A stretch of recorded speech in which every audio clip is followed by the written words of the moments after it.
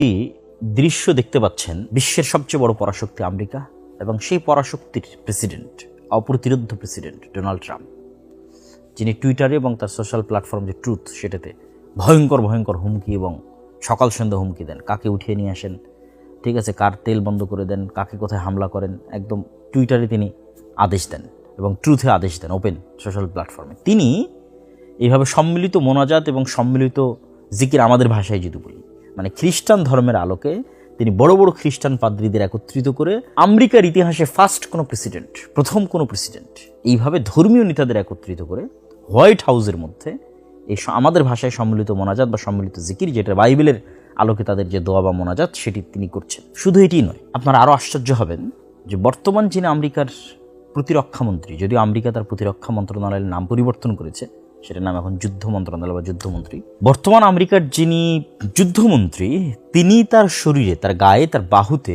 কিছু ট্যাটু অঙ্কন করে রেখেছেন, যেই ট্যাটু মুসলমানদের চমকে দেওয়ার মতো।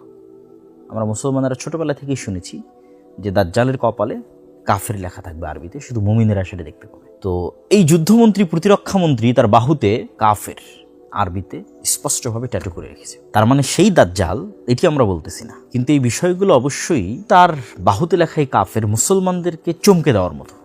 যে রাসূল সাল্লাল্লাহু আলাইহি ওয়াসাল্লামের যে হাদিস আমরা শুনে আসলাম যে দাজ্জালের কপালে লেখা থাকবে কাফের, সেটা কেউ তার শরীরে ট্যাটু করে রাখতেছে এবং একটা বিশ্বের পরাশক্তির এত বড় পর্যায়ের মন্ত্রী, এটা অবশ্যই চিন্তার বিষয়। শুধু তাই নয়, সে কিন্তু অনেক বইও লিখেছে। তার মধ্যে তার অন্যতম একটি বই হচ্ছে আমেরিকান ক্রুসেড, তথা আমেরিকা ধর্মযুদ্ধ করতেছে বা ধর্মযুদ্ধ করা উচিত, এই তত্ত্বের উপর কিন্তু সে একটি বই লিখে ফেলেছে। শুধু এই পর্যন্ত সীমাবদ্ধ নয়, আপনারা সকলে আন্তর্জাতিক প্রতিষ্ঠান, অর্থ লেনদেনের, যারা বিদেশ থেকে টাকা পয়সা পাঠান, তারা জানেন পেপ্যালের সহকারী প্রতিষ্ঠাতা এবং এআই ভালো, মোটামুটি এআই নিয়ে কাজ করতেছে, আর্টিফিশিয়াল ইন্টেলিজেন্স নিয়ে, পিটার থিয়েল, তার কথা আপনারা অনেকেই জানেন। পিটার থিয়েল কিন্তু ধারাবাহিক সিরিজ আলোচনা করতেছে অ্যান্টি ক্রাইস্টের উপর।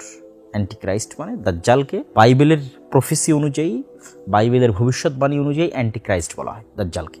তো সেটি নিয়ে সে সিরিজ আলোচনা করতেছে। যে সিরিজ আলোচনাগুলোর অসংখ্য ভিডিও এবং অসংখ্য ক্লিপস ইতিমধ্যেই সামাজিক যোগাযোগ মাধ্যমে ভাইরাল। এবং কিছুদিন পূর্বে ইতালির রাজধানী রোমে একটি রুদ্ধদ্বার বৈঠকেও অ্যান্টি ক্রাইস্টের প্রকাশ এবং আশা নিয়ে গোপন আলোচনা বা গোপন বৈঠক হয়েছে, যেটা আমাদের বাংলাদেশেরও বিভিন্ন পত্রিকা রিপোর্ট করেছে। এমনকি প্রথম আলোতে একটা বিশাল রিপোর্টও হয়েছে, ইরান যুদ্ধ নাকি দাজ্জাল তত্ত্বে মোড়া আমেরিকান ক্রুসেড।